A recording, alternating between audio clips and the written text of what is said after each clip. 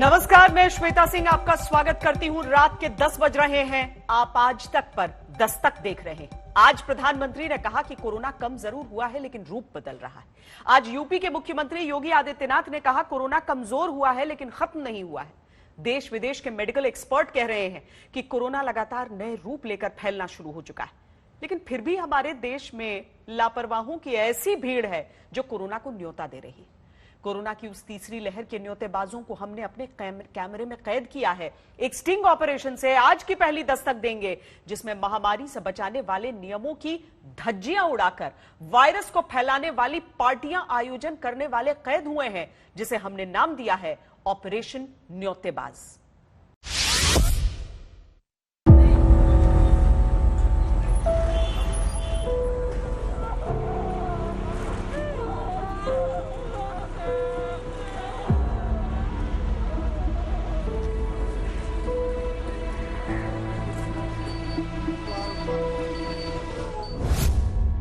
Corona से देश में जलती चिताओं से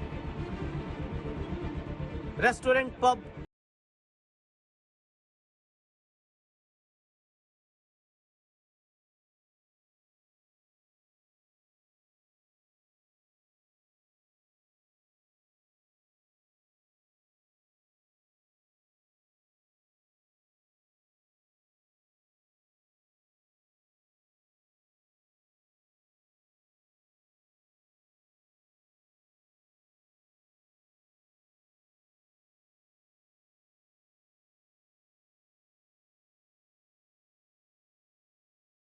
हो जाएगी।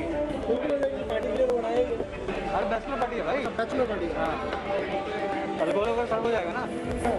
हाँ, अल्कोहल, डीजे और हुक्का हो जाएगा, पर कैपेसिटी नहीं होगा। हमारी जो पार्टी है उसमें वीडियो नहीं बनेगी। हाँ, वीडियो में नहीं होगा। दिल्ली से इन्वेस्टिगेशन आगे बढ़ती है। गुड़गांव के सेक्टर 29 में पहुंचते हैं हम ब्लैक मांबा नाम के लाउंज में। यहाँ कोरोना के भीषण विकट समय में डीजे के फ्लोर पर भीड़ कोरोना को अपने पैरों से जन्म देती थिरकती हुई नजर आती है, क्योंकि नियम तोड़कर यहाँ न किसी को मास्क की फिक्र न सोशल डिस्टेंसिंग। जिस हरियाणा में सिर्फ 50% क्षमता के साथ रेस्टोरेंट्स, बार्स को खोलने की छूट मिली, वहाँ सरकारी नियमों को अपने ही नशे में धुआं कर दिया जा रहा है। गवाही देता है Amit Rohila, Black Mamba Lounge का जनरल मैनेजर, जो आज तक के छिपे कैमरे के सामने हर नियम तोड़ पार्टी कराने की डील करता है। पार्टी का टाइमिंग क्या रहेगा? तो देखिए क्लियर होता है, क्लियर में आपका ड्रिंक बॉडी में स्टार्ट होता है, आफ्टर दैट आपका मेन कोर्स होता है। 7:30 बजे के हमारी पार्टी शुरू हुई। हां, 7:30 आपका स्टार्ट होता है, 7:30 आपकी शुरुआत है। 7:30 टू 10:30 आपका लेके जाएगा, उसके बाद ड्रिंक हो जाएगा आपका। तो वो ड्रिंक में 1 घंटा पे लगता है, ड्रिंक पी करेगा, फिर लगे खाने होगा। तारक बन जाएगा।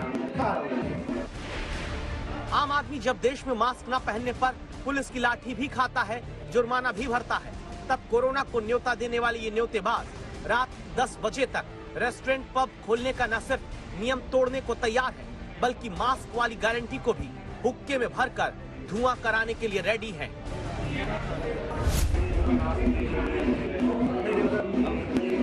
पार्टी करेंगे तो मास्क पहन रहा है, पूरा मास्क नहीं है, मैं नोट वैसे होगा। मतलब हैप्पी भाई तो काफी बात होगी पहन रहा।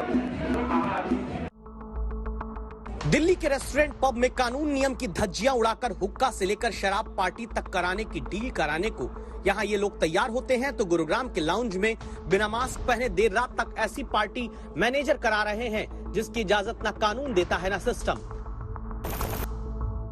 इसके बाद इन्वेस्टिगेशन का अगला पड़ाव बना फार्म्स एंड फ्रोलिक्स, सेक्टर 135, नोएडा। एक ऐसा फार्म हाउस जहां पहुंचे अंडरकवर रिपोर्टर को फार्म हाउस का मालिक विवेक त्यागी दिखाने लगता है कैसे कोरोना की दूसरी लहर में थोड़ा अनलॉक होते ही नियम में मिली ढील का फायदा कानून तोड़कर उठाने वाली पार्टियां फार्म हाउस में की जाने लगी हैं। ऐसी पूल पार्टियां जहां कोरोना तैरेगा और जिंदगियां डूब सकती हैं। इस फार्म हाउस के मालिक से हमने पूछा क्या कानून तोड़कर पार्टियां कराने को ये तैयार है। बाकी 100 की गैदरिंग हो जाएगी आपके फार्म हाउस में आराम से। मैं कह रहा हूँ इनका गैदरिंग ज्यादा बड़ी थी, लेकिन सर 25 लोग अलाउड हैं यूपी में अभी। अभी की जो सिचुएशन है हाँ, हमारे 100 होंगे। यानी 100 से ज्यादा लोगों को जुटाकर पार्टी होती है तो क्या कानून की निगाह भी यहाँ तक नहीं पड़ती? क्योंकि फार्म हाउस का ये मालिक उन सारी गाइडलाइंस को ग्लास में उतारकर गटक जाना चाहता है जो सरकारें जारी करके अनलॉक में छूट दे रही हैं। दूसरा फिर उसमें ये भी हो सकता है कि मास्क वगैरह फिर कोई ना लगाए पार्टी में, हमारी पार्टी में। अंदर आके तो 19-20 होता ही है। हाँ। तो उसमें कोई चैलेंज नहीं है, बस आप अपने बंदों का थोड़ा ये देख लेना कि कोई मेडिकली गड़बड़ ना हो। मेडिकली कोई गड़बड़ नहीं है सर, लेकिन सोशल डिस्टेंसिंग, मास्क और ये सब कहाँ होता है? जो आदमी खाना खाने जाएगा वो बिना मास्क के तो खाना खाएगा। और जो एक बार हैवीली ड्रंक हो गया है वो सोशल डिस्टेंसिंग कहाँ मेंटेन कर पाएगा? वो नहीं, नॉर्मल भी नहीं करेंगे। यार यहाँ लाखों रुपए खर्च कर दिए, तेरा मास्क ही नहीं उतरा, यहाँ तो उतार दे। तो ये मैं बातें आपको बता रहा हूँ कि जनरली वहाँ जाके तो मास्क कौन लगाता है? आज तक के ऑपरेशन न्योतेबाज में यह साफ पता चलता है कि दिल्ली, नोएडा, गुरुग्राम में रेस्टोरेंट, पब, फार्म हाउस नियम तोड़ रहे हैं। तय सीमा से ज्यादा लोगों की भीड़ जुटाकर पार्टियां कराई जा रही हैं। मास्क और सोशल डिस्टेंसिंग के नियमों को मनवाने की जगह पैसे लेकर तोड़ा जा रहा है। स्थानीय पुलिस और कानून का कोई डर किसी को नहीं है। सब कुछ इन लोगों के ठेंगे पर मानो चल रहा है। आज तक की स्पेशल इन्वेस्टिगेशन टीम ने ये चेहरे, ये सच इसलिए उजागर किया है ताकि कोरोना की तीसरी लहर को जल्दी बुलाकर संकट को निमंत्रण देने वालों पर कार्रवाई हो। जमशेद खान और नितिन जैन के साथ मोहम्मद हिजबुल्लाह, आज तक।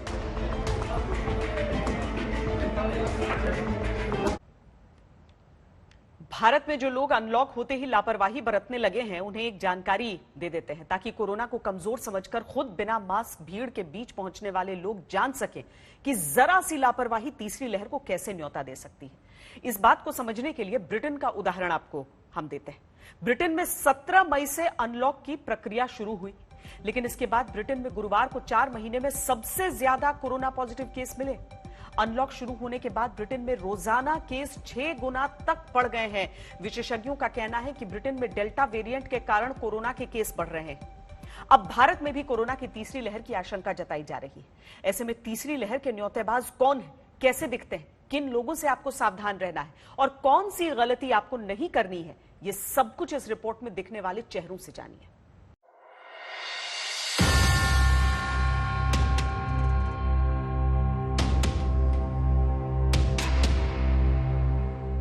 कोरोना महामारी का संक्रमण वर्तमान में कमजोर जरूर हुआ है, लेकिन समाप्त नहीं हुआ है।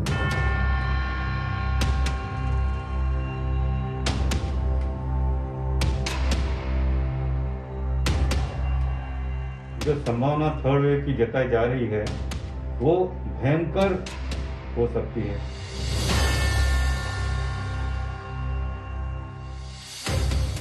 कुल जमा भी 1 महीना नहीं बीता है जब देश में लाखों नागरिकों ने अपनों को कोरोना के संकट में तड़पते देखा और खोया। लेकिन जब खतरा दिखने लगा कि देश में कोरोना की तीसरी लहर अक्टूबर तक दस्तक दे सकती है, तब और भी बड़ी सावधानी जरूरी होने लगी, क्योंकि महाराष्ट्र कोविड-19 टास्क फोर्स के मुताबिक तीसरी लहर महाराष्ट्र में 2 से 4 हफ्ते के बीच ही पहुंच सकती है। और ऐसी गंभीर परिस्थितियों में देश की राजधानी दिल्ली से लेकर आर्थिक राजधानी मुंबई तक संवाददाता ऐश्वर्या पालीवाल और संवाददाता पंकज उपाध्याय ने कैमरे में कैद किया है तीसरी लहर को न्योता देने वालों का चेहरा। मुंबई के कांदिवली की मार्केट का हाल देखिए। बारिश से बचने के लिए छाता लेना याद रखने वाले लोग बड़ा पाव की दुकान पर कोरोना से बचने के सारे नियमों का अचार डाल चुके हैं। भीड़ के बीच मास्क नाक के नीचे। जब महाराष्ट्र में आशंका है कि तीसरी लहर में 10% लोग ऐसे संक्रमित हो सकते हैं जिनकी उम्र 18 वर्ष से नीचे होगी, तो मुंबई के भीड़ भरे बाजार में बच्चों को बिना मास्क लगाए ले जाना क्या कोरोना को न्योता देना नहीं है? मुंबई के सबर्बन इलाके कांदिवली में इस वक्त हम मौजूद हैं। शहर में 100% अनलॉक नहीं हुआ है, तब ये हाल है। अब जरा आप सोचिए, जब 100% अनलॉक हो जाएगा तब क्या हाल होंगे। केसेस तो कम हो रहे हैं, लेकिन सिटीजन्स जैसे जैसे बाहर आ रहे हैं, शायद वो ये भूल रहे हैं कि खतरा अभी टला नहीं है। जो संभावना थर्ड वेव की जताई जा रही है वो भयंकर हो सकती है, और इसके लिए आम जनता को एप्रोप्रिएट कोविड बिहेवियर का इस्तेमाल करना बहुत जरूरी है। इसमें हाथ धोना, क्राउडेड प्लेसेस में ना जाना, 1 मीटर की दूरी रखना, ये तो आ ही गया, लेकिन मास्क सबसे ज्यादा इंपॉर्टेंट है और हम तो रेकमेंड कर रहे हैं कि डबल मास्किंग होना बहुत जरूरी है। जरूरी इसलिए है क्योंकि भारत में अभी वैक्सीन जिन 95 करोड़ लोगों को लगनी है, उनमें से सिर्फ 5% नागरिक ही दोनों डोज लगवा पाए हैं। वैक्सीन लग जाए तब भी मास्क पहनना जरूरी है, लेकिन देखिए दिल्ली का हाल, जहां मॉल खुला तो भीड़ के साथ कोरोना का खतरा भी तीसरी बार ऊपर चढ़ सकता है, क्योंकि अगर मॉल में आकर इन भाई साहब की तरह मास्क अनलॉक करके रखेंगे तो आप कोरोना के न्योतेबाज हैं। दोस्ती यारी दुनियादारी इतनी भी जरूरी नहीं कि मास्क नीचे लटकाकर आप वायरस को बुलौआ भेज दें। अगर आप इस तरह घूमेंगे तो जान लीजिए कि आप कोरोना की शॉपिंग मुफ्त में करके लौट सकते हैं। मॉल में दिल दोस्ती एक्सेट्रा करने पहुंच गए, लेकिन मास्क देखिए इन सब के कहां है। मॉल में जाकर फोटो सेशन करना है, मास्क उतार देना है और फिर उसी हाथ से रेलिंग छूकर अपने मुंह को छुएंगे तो कोरोना का संक्रमण भी आपको बिना बताए छुएगा। इसलिए तो अनलॉक हुआ भी नहीं।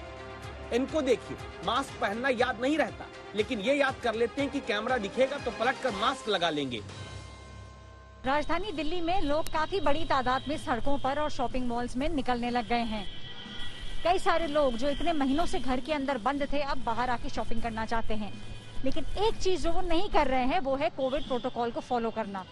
कई सारी जगह लोग दिख रहे हैं या तो बिना मास्क के, या अगर मास्क लगाया हुआ है तो वो मास्क या तो नाक के नीचे है या उनकी चिन के ऊपर लगा हुआ है।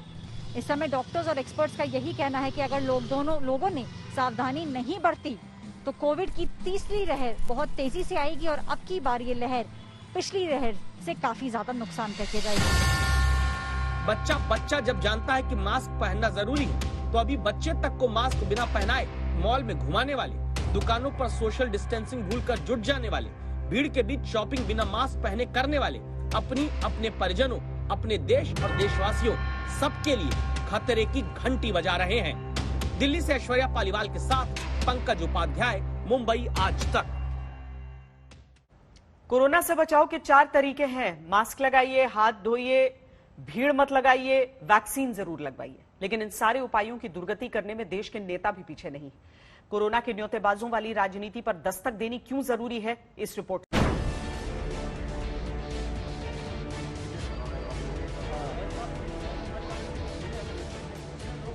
उत्तराखंड के मसूरी में पुलिस से बहस करते ये है प्रदीप बत्रा, बीजेपी के विधायक। बहस इस बात की क्योंकि विधायक जी सपरिवार मसूरी में घूमते हुए नियम के विरुद्ध बिना मास्क दिखे सब इंस्पेक्टर नीरज कठैत ने चालान काटना शुरू किया। चालान कटता देख मास्क तो विधायक प्रदीप बत्रा ने परिवार के समेत पहन लिया, लेकिन चलते चलते जुर्माना भरने का इनका तरीका देखिए। नियम तोड़ो और जुर्माना भरने के नाम पर रसूख दिखाते पैसा फेंको और चल दो। दावा है कि इस घटना के बाद सब इंस्पेक्टर का ट्रांसफर हो गया। हालांकि दलील ये भी दी जा रही है कि कई लोगों का ट्रांसफर हुआ, इसमें विधायक का चालान काटने वाले पुलिसकर्मी एक हैं।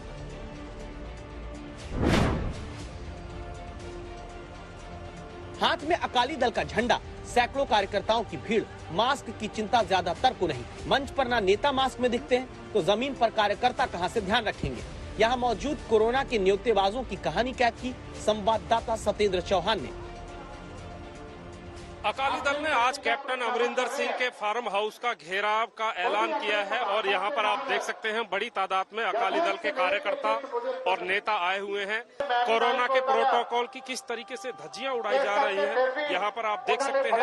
यहाँ पर ना किसी तरह का कोई सोशल डिस्टेंस है, ना लोगों ने चेहरे पे मास्क लगाए हुए हैं। कुल मिलाकर एक तरफ विरोध प्रदर्शन की राजनीति है तो दूसरी तरफ कहीं न कहीं महामारी को न्योता भी दिया जा रहा है। कुल मिलाकर अकाली दल प्रोटेस्ट कर रहा है, लेकिन इस प्रोटेस्ट में कहीं ना कहीं नियमों कानूनों की धज्जियां भी उड़ रही हैं। इसके बाद सुखबीर बादल के आने पर कैप्टन के नाम पर भ्रष्टाचार की सुई लगाने वालों पर दस्तक दी तो अब कई लोग सामने आ रहे हैं जिन्हें शक है कि वैक्सीन कैंप लगाकर उन्हें टीका लगाने के नाम पर आशंका है कि वैक्सीन लगाई ही नहीं गई, न जाने क्या लगाकर पैसा ले लिया गया। इस मामले को आज तक ने उठाया तो मुंबई पुलिस ने 4 लोगों को पकड़ा है।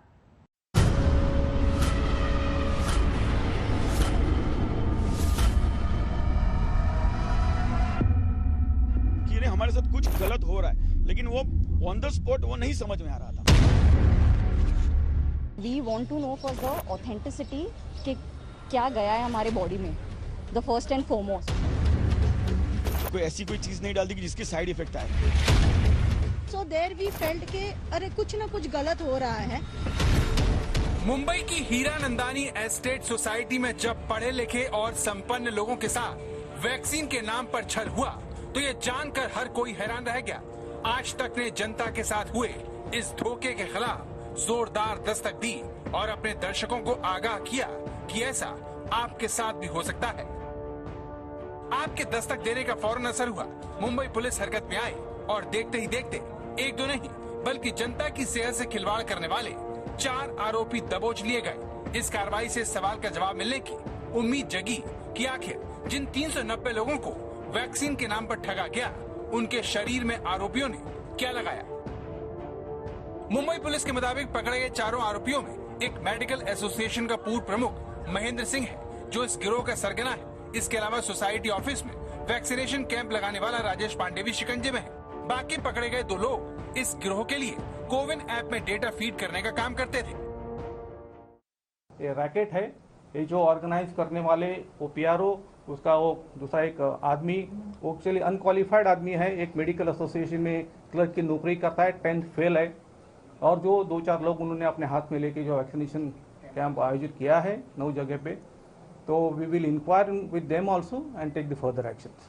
सर किसकी रिस्पांसिबिलिटी बनती है अगर परमिशन नहीं लिए गए हैं जो vaccine? We will inquire into because BMC is also inquiring into that who will be responsible for organizing this. Will definitely the part of investigation. सोचिए 10वीं फेल आरोपी कोरोना से बचाने के नाम पर एक तो नहीं बल्कि मुंबई में 9 जगह घोटाला कर गए। ऐसा ही धोखा बॉलीवुड फिल्म प्रोड्यूसर और टिप्स इंडस्ट्रीज के मालिक रमेश तौरानी के साथ भी हुआ, जिनके 365 कर्मचारियों का फर्जी कैंप लगाकर टीकाकरण किया गया। इसमें अभी भी 2 इम्पोर्टेंट लोग एब्सकॉन्डिंग है, वी आर बिहाइंड इट। लेकिन सबसे बड़ा सवाल ये है कि पकड़े गए आरोपियों ने वैक्सीन के नाम पर लोगों के शरीर में क्या लगाया। आज तक के सवाल के जवाब में सुनिए एसीपी दिलीप सावंत ने क्या जवाब दिया। We are behind him. BMC also inquiring into this aspect. So I can, at this stage, I can even say the vaccine are not procured from the authorized sources because the preliminary inquiry हमने BMC के पास से की गई है। वो जो society को जो बताया गया था कहाँ से लाया, उनके पास से जो इंक्वायरी किया तो उन्होंने ऐसा कोई वैक्सीन उनको सप्लाई नहीं किया गया है। It is a part of investigation, उसमें डिटेल आ जाएगा कि वैक्सीन उन्होंने कहाँ से लिया गया है, वेदर इट इज जेन्युइन और वेदर इट इज फेक। तो आरोपियों के पकड़े जाने के बाद भी अभी तक सबसे अहम सवाल का जवाब मिलना बाकी है कि आखिर लोगों को वैक्सीन के नाम पर क्या लगाया गया। अगर वो कोरोना का टीका नहीं था तो क्या था। सौरभ बख्तानिया, मुंबई, आज तक। अभी पूरे देश में मॉनसून नहीं आया है, लेकिन देश भर से ऐसी तस्वीरें सामने आ रही हैं मानो जुलाई अगस्त चल रहा, जब मॉनसून अपने पूरे जोर पर होता है। उत्तराखंड, पूर्वी उत्तर प्रदेश, बिहार के कई इलाकों में पिछले कुछ दिनों से बरसात हो रही है। इस वजह से इन राज्यों में नदियां उफान पर हैं और आसपास के इलाकों में बाढ़ जैसे हालात हैं। लोग अपना सामान समेटने को मजबूर हैं। पहले आपको उत्तराखंड और पश्चिम बंगाल ले चलते हैं, जहां बारिश से तबाही की सबसे भयानक तस्वीरें आई।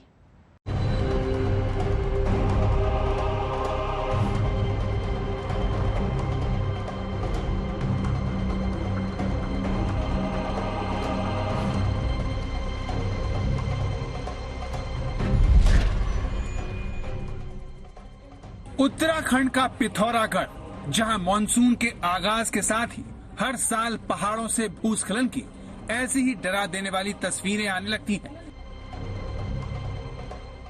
आप देख सकते हैं कि सरयू नदी पर बने पुल से कुछ दूरी पर पहाड़ का एक हिस्सा चंद सेकंड में ही नीचे गिर गया।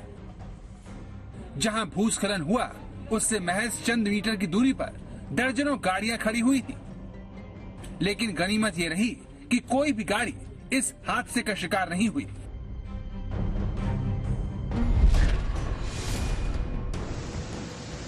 उत्तराखंड के चमोली में भी लगातार बारिश हो रही है। इस वजह से नदियां उफान पर हैं। पहाड़ों पर लगातार बारिश से नंदाकिनी, अलकनंदा और पिंडर नदियों में जलस्तर अचानक बढ़ गया है। चमोली में देर रात लगातार बारिश से बद्रीनाथ नेशनल हाईवे कई जगह पर बंद हो गया। ये देखिए, बारिश की वजह से पहाड़ से पत्थर गिरकर सड़क पर बिखर गए हैं। लगातार तेज बारिश की वजह से इलाके की नदियां ही नहीं, छोटे बड़े नदी नाले भी उफान पर हैं। उत्तराखंड में बारिश कितनी तेज हो रही है उसका अंदाजा इसी बात से लगाएं कि जोशीमठ के विष्णु प्रयाग के पास ऑल वेदर सड़क निर्माण संस्था के टीन शेड भी जमीन में धंस गए। जिस तरह से उत्तराखंड में बारिश और भूस्खलन हो रहा है, उससे बंद पड़े रास्तों को दोबारा खोलने में देरी हो सकती है।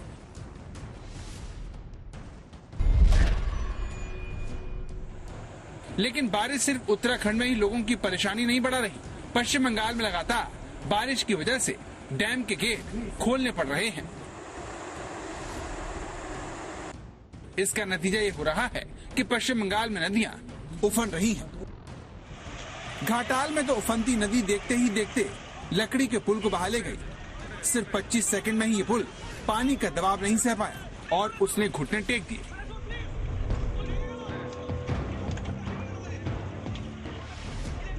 पश्चिम बंगाल के कई गांव में रहने वाले लोग बाहर आने जाने के लिए इन लकड़ी के पुल पर ही निर्भर होते हैं। इनके टूटने का मतलब एक बड़ी आबादी का शहर से कट जाना है। इसीलिए खतरे को जानते हुए भी यहाँ पर लोग पानी को चुनौती देते हुए दिखे, लेकिन उफनती लहरों को पार करने की कोशिश जानलेवा साबित हुई। आप देख सकते हैं कि इस रिक्शे को उफनती लहरों से एक साथ 7 लोग पार करवाने की जद्दोजहद कर रहे हैं, लेकिन पानी का बहाव इनकी उम्मीदों से ज्यादा निकला और कुछ ही देर में ये लोग जान बचाने के लिए हाथ पैर मारते दिखे। एक राहगीर तो लहरों में बहने भी लगा, लेकिन आखिर में उसने अपने हौसले से अपनी जान बचाई।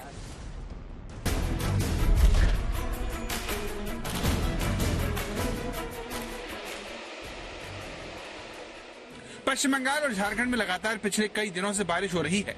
इस वजह से डैम में बने जलाशय में जरूरत से ज्यादा पानी भर गया है। इसका नतीजा ये है कि पानी छोड़ने के अलावा कोई चारा ही नहीं है। मैथन डैम से 7,150 क्यूसेक मीटर और पंचेत डैम से 11,321 क्यूसेक मीटर पानी छोड़ना पड़ा।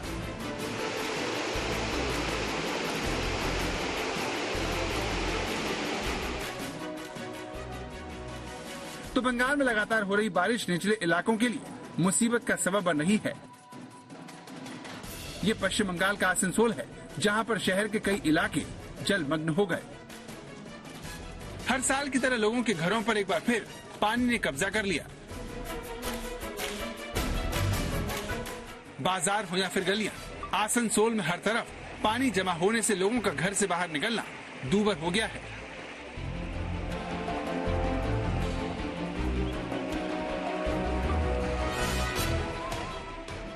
आसनसोल की गलियों में पानी नदी की तरह बह रहा है, जिसके आगे यहाँ रहने वाले लोग खुद को बेबस महसूस कर रहे हैं। आसनसोल में हालात को देखते हुए सिविल डिफेंस टीम को तैनात कर दिया गया है। रेल पार इलाका सबसे ज्यादा प्रभावित हुआ है, जहाँ पर 100 से ज्यादा परिवारों के घर टापू बन गए हैं, जिसके अंदर लोग फंसे हुए हैं। आसनसोल में रिहायशी इलाकों की तरह कोयले की खान में भी पानी भर गया। खदान के आसपास पानी बेतहाशा रफ्तार से बह रहा है।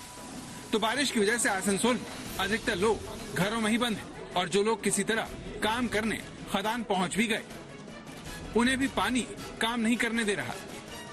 पिथौरागढ़ से राकेश पंत के साथ अनिल गिरी, आसनसोल, आज तक।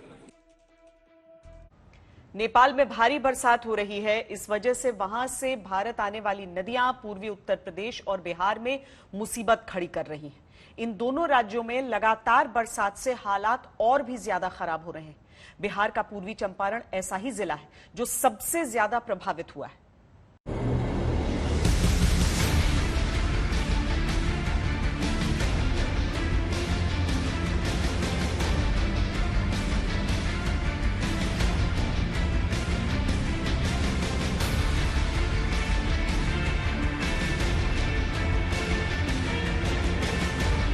नेपाल में भारी बारिश और भूस्खलन का सीधा असर उत्तर प्रदेश और बिहार पर हो रहा है, क्योंकि भारी बारिश के बाद नेपाल बड़ी मात्रा में पानी छोड़ रहा है, जिससे नेपाल से सटे इन दोनों राज्यों में कई जिलों में बाढ़ की स्थिति पैदा हो गई।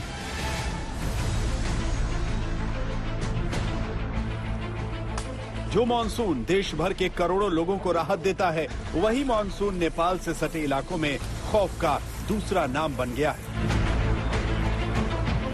क्योंकि इनके लिए बारिश का मतलब बेघर हो जाना है। वाल्मीकि नगर गंडक बैराज से लगातार पानी छोड़ा जा रहा है। नतीजे के तौर पर बिहार के पूर्वी चंपारण में बाढ़ का खतरा मंडरा रहा है। हर साल की तरह पूर्वी चंपारण में सड़कें नदी बन गई हैं और वहां पर गाड़ियों की जगह नावों ने ले ली है। गंडक नदी में आए तूफान की वजह से आसपास के ज्यादातर गांव पानी में डूब चुके हैं। घर, स्कूल, हर जगह पानी भर चुका है। हम मौजूद हैं पूर्वी चंपारण के अरेराज प्रखंड के मिश्र टोला में और ये सामने हमारे देख रहे हैं, ये यहाँ का प्राथमिक विद्यालय है जो कि गंडक के पानी में पूरी तरह से समाया हुआ है। ये हाल आपको इधर तमाम इस तरह के दृश्य आपको दिखाई देंगे। ये प्राथमिक विद्यालय तो बस एक नजीर है, पूरा इलाका इसी तरह जलमग्न है। किसानों पर तो दोहरी मार है, उनकी फसल भी बाढ़ में डूब चुकी है। किसान की बहुत बड़ा नुकसान हो गया है। मक्का, धान और ये आपको ईख सब बर्बाद हो गया है किसान। वाल्मीकि नगर बैराज से 4 लाख क्यूसेक से ज्यादा पानी छोड़े जाने की वजह से गंडक नदी में तबाही वाला उफान आ गया है। गांव के लोग सड़कों पर आ गए हैं। सड़क किनारे कहीं छप्पर तो कहीं तिरपाल लगाकर किसी तरह जिंदगी बसर कर रहे हैं। गोविंदगंज के विधायक सुनील मणि तिवारी ने इस इलाके के कई गांवों का दौरा करके हालात का जायजा लिया। और बाढ़ चूंकि हर साल आता है उसको हम लोग झेलते हैं, लेकिन इस बार अभी हम लोग बाढ़ जो पहले दिन आया है तो हम लोग बुझा रहे हैं कि पानी आया है, लेकिन इसके बाद अगर 2-4 लाख पानी छोड़ देगा तब हमारा यहाँ मामला गंभीर हो जाएगा। पूर्वी चंपारण की तरह बेतिया का भी हाल बेहाल है। यहाँ गंडक के अलावा सिकरहना नदी में भी उफान की वजह से चारों तरफ तबाही मची हुई है। नदी का पानी थाने में घुस गया है। इसके अलावा थाना परिसर में बने पुलिस कर्मियों के आवास में भी पानी की एंट्री हो चुकी है। अब थाने के बाहर की तस्वीर देखिए, आपको दूर दूर तक पानी ही पानी दिखेगा। चारों तरफ पानी भरने से बेतिया के कई इलाकों का संपर्क जिला मुख्यालय से कट गया है। सैकड़ों एकड़ खेतों में बाढ़ का पानी भरने से फसलें चौपट हो गई।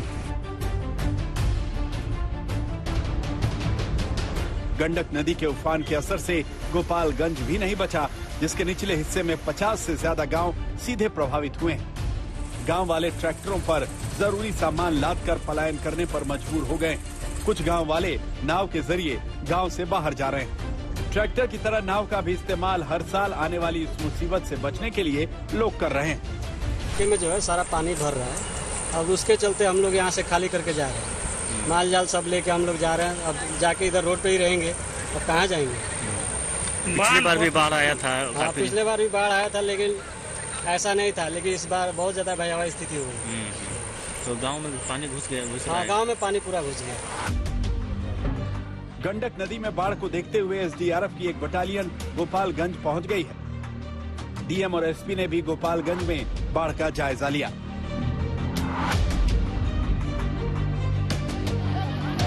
बिहार की तरह उत्तर प्रदेश में भी हालात बहुत अच्छे नहीं हैं। श्रावस्ती में तो एक दूल्हा बारात समेत गांव में फंस गया, जिसे गांव के लोगों ने कंधे पर बिठाकर बाहर निकाला। ये देखिए, दरअसल जब दूल्हा बारात लेकर पहुंचा तो बारिश कम हो रही थी, लेकिन जब बारात लौटने लगी तो बारिश शुरू हो गई। इससे रास्ते में पड़ने वाले हथिया कुंड नाले में पानी भर गया, जिससे दूल्हे समेत पूरी बारात वहां फंस गई। बाढ़ में ग्राम प्रधान ने ग्रामीणों की मदद से बारातियों को कंधे और पीठ पर बिठाया और तैर कर नाले को पार कराया। हम ग्राम पंचायत के कुछ व्यक्ति को, सम्मानित व्यक्ति को बुला करके इनको बारात लोगों को उतरवाने के लिए मतलब प्रयास किए हमने। कैसे उतरवाए? इनको कंधे पे बैठा करके, आप पीठ पे बैठा करके, मतलब तैर करके किसी तरह से इनको हमने उतरवाया है। श्रावस्ती जिले में पिछले कई दिनों से लगातार हो रही बरसात अब लोगों के लिए आफत बनती जा रही है, क्योंकि राप्ती नदी के जलस्तर में उफान आने से नदी किनारे बसे गांवों में दहशत है। करीब 2 दर्जन गांवों में बसे लोग बाढ़ और कटान का सामना कर रहे हैं। उत्तर प्रदेश का सिद्धार्थनगर भी बारिश से बेहाल है। यहाँ कूड़ा घोघी नदियां लगातार बारिश से उफान पर। बाढ़ का पानी कई गांवों में घुस गया है। मुख्य सड़क पानी में डूब चुकी है। इलाके में धान की फसलें जलमग्न हो गईं। कई गांव चौतरफा पानी से घिरे हुए हैं। बाढ़ से प्रभावित गांव वालों का कहना है कि उनका हाल चाल लेने के लिए न कोई अधिकारी आया, न ही सांसद, न ही विधायक। ये लोग घरों में घुसे बारिश और बाढ़ के पानी के बीच रहने को मजबूर हैं। और भीषण बाढ़ आई है। जितनी फसलें, बिया और जो है फसल और सब किसान उगाए हैं, सब दहस नहस हो गया है। कोई सहायता मिला है किसी के कोई द्वारा? सहायता आज तक नहीं अभी मिला है।